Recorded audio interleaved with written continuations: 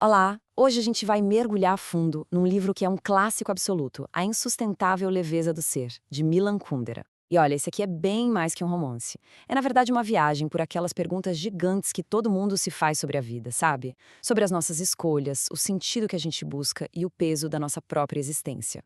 E o mais curioso é que o livro já começa de um jeito bem diferente. Em vez de apresentar os personagens de cara, de contar uma historinha, o Kundera já joga a gente no meio de um problemão filosófico que mexe com a base de tudo que a gente entende sobre a vida. Vamos pensar nisso um pouco. O livro nos coloca de frente com uma ideia muito forte, que vem lá do filósofo Friedrich Nietzsche, a ideia do eterno retorno. Imagina só, tudo que a gente vive, cada momento se repetindo de novo e de novo para sempre. Mas atenção! A intenção do Kundera aqui não é provar se isso é verdade ou não, né? Ele usa essa ideia, na verdade, para criar o conflito principal que vai guiar a história toda, essa briga interna entre o que é peso e o que é leveza.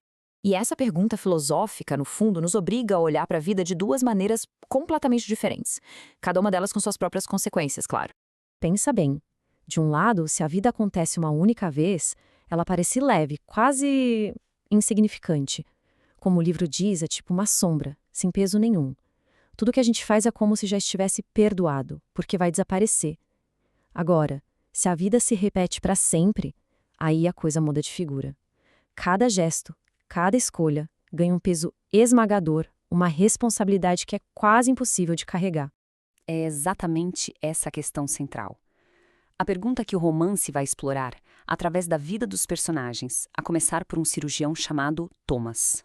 Então vamos conhecer o nosso protagonista? O Thomas é um cara que montou a vida dele com muito cuidado para fugir do que ele acha que é o fardo do amor, do compromisso. Ele é o cara da leveza. Para conseguir viver essa leveza, o Thomas criou todo um sistema, umas regras bem rígidas para os relacionamentos dele. Ele chama isso de amizade erótica, que é basicamente um jeito de evitar o peso dos sentimentos, do ciúme, da posse. Mas aí, claro, como em toda boa história, aparece alguém para bagunçar o coreto. Um encontro ao acaso com uma jovem, a Teresa, vira o mundo dele de ponta cabeça. Ele fica totalmente dividido, sentindo um amor que nem ele consegue explicar. E isso apavora. E o que é mais fascinante é que o que vira a chave para ele é uma única metáfora. A imagem da Teresa como uma criança abandonada numa cesta que só ele poderia resgatar. Essa imagem fica na cabeça dele e o comove de um jeito que ele não esperava. Então, contrariando todas as suas regras, todos os seus instintos, ele toma uma decisão. Ele vai até a estação, encontra a Teresa e a mala dela, que o livro descreve como pesadíssima, e traz para casa não só ela, mas todo o peso simbólico da vida dela junto. E isso é simplesmente genial, né? Mostra uma das ideias mais bonitas do romance, que o amor não nasce de uma escolha lógica calculada, mas sim de uma imagem poética, de um acaso. É uma rendição. A partir do momento em que o Tomás escolhe o amor, ele traz para a vida dele aquele peso todo que ele tanto tentou evitar. E esse peso se manifesta de duas formas: compaixão e sofrimento. Para o Tomás, a verdadeira intimidade, o peso real da conexão, não estava no sexo. Isso ele tinha com várias. Mas sim algo muito mais vulnerável: dividir o sono. E esse ato ele reservava só para Teresa. Só que esse compromisso emocional não faz com que ele abandone as suas amizades eróticas. Ele continua saindo com outras mulheres. E isso, claro, causa um sofrimento imenso, principalmente para Teresa, que é totalmente consumida pelo ciúme e pela dor.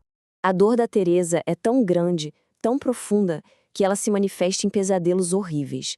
E cada um deles é uma imagem muito viva do medo, da humilhação, de todo o tormento que as traições dele causam nela. Então fica a pergunta: por que ele fica com ela? Por que ele aguenta todo esse peso?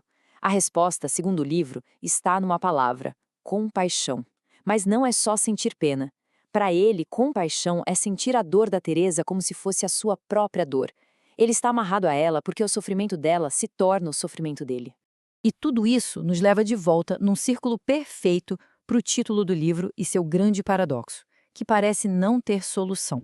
O Thomas vive repetindo para si mesmo esse provérbio alemão, que basicamente resume a ideia de leveza. Se uma coisa só acontece uma vez na vida, é como se não tivesse acontecido de verdade. Não tem peso, não tem consequência real. Uma vez é nenhuma.